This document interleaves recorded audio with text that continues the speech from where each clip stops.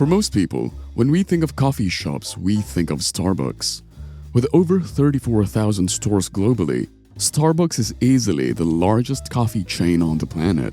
And with a Starbucks on what seems to be nearly every corner, it'd be hard to not associate the name coffee with Starbucks. And for the average individual, Starbucks symbolizes a haven for delicious hot coffees, iced drinks, and tasty snacks. However, what would you say if we were to tell you that Starbucks also secretly functions as one of the world's largest banks? A deeper look into Starbucks reveals that this is all thanks to its innovative Starbucks Rewards program. A staggering number of the coffee chain's patrons, likely you and I, or someone we know, are included in this and essentially play the role of account holders in this secret banking system.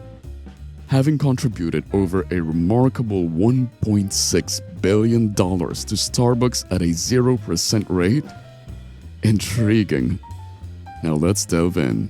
This strategy of non-finance-based companies diversifying into the banking and finance business is nothing new. Such as Apple, for instance, when they launched their Apple Card.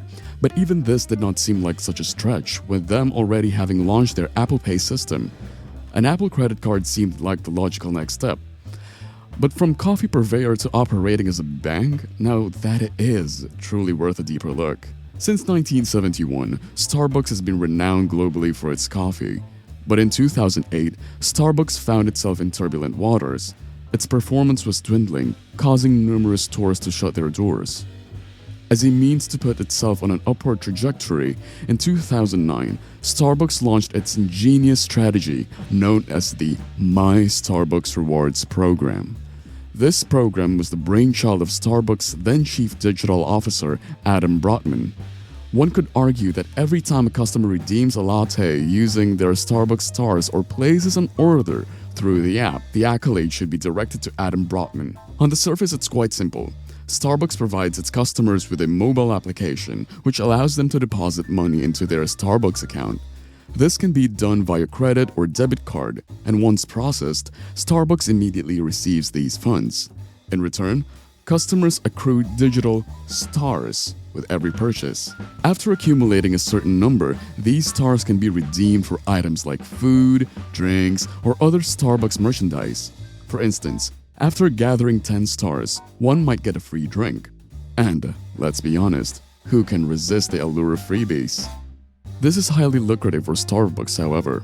And beyond the seemingly straightforward system lies an intricate web of financial mechanics. The program is essentially giving them an interest-free loan from millions of its users. Starbucks capitalizes on these deposits, investing them in short-term, low-risk endeavors.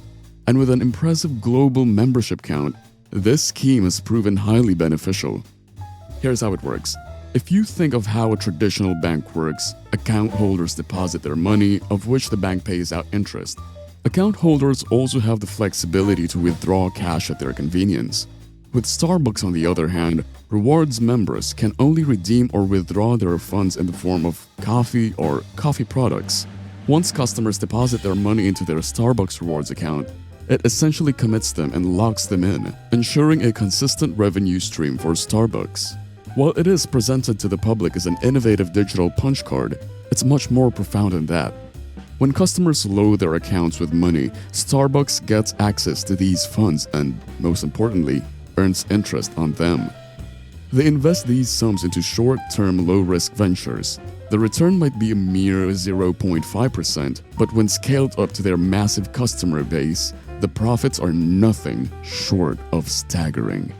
With 29 million reward members globally, estimates suggest that up to $10 billion flows through this loyalty program every year. Starbucks also reported that its rewards members spend 3 times as much as non-members, resulting in further revenues. With so much money loaded into their rewards accounts, it is not uncommon for consumers in need of coffee to travel to a Starbucks, even if it's slightly further away than other coffee shops that might be closer to them, further driving Starbucks brand loyalty.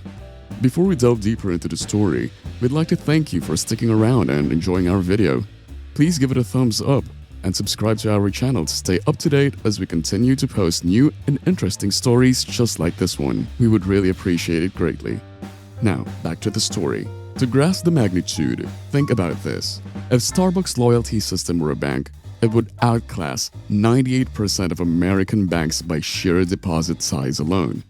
Meaning, its deposit size would place it among the top 2% of US banks. In 2022, Starbucks reported earning a staggering $181 million just from funds loaded into their rewards program that have been forgotten by customers on their cards. That is $188 million of free money for Starbucks. Starbucks' success in this program is not gone unnoticed, and other companies have begun exploring similar strategies. Apple, as mentioned earlier, introduced Apple Pay and later, in partnership with Goldman Sachs, unveiled the Apple Card.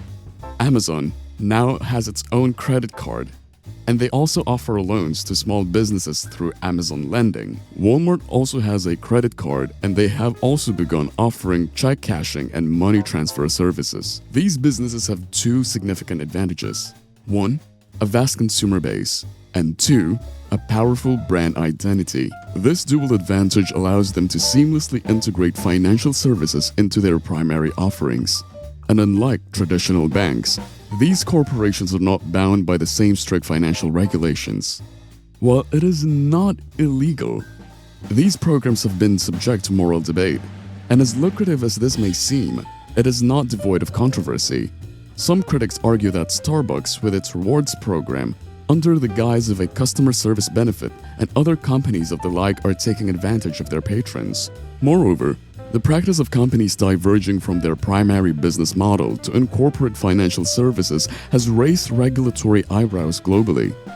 Recently, Starbucks has been under additional scrutiny.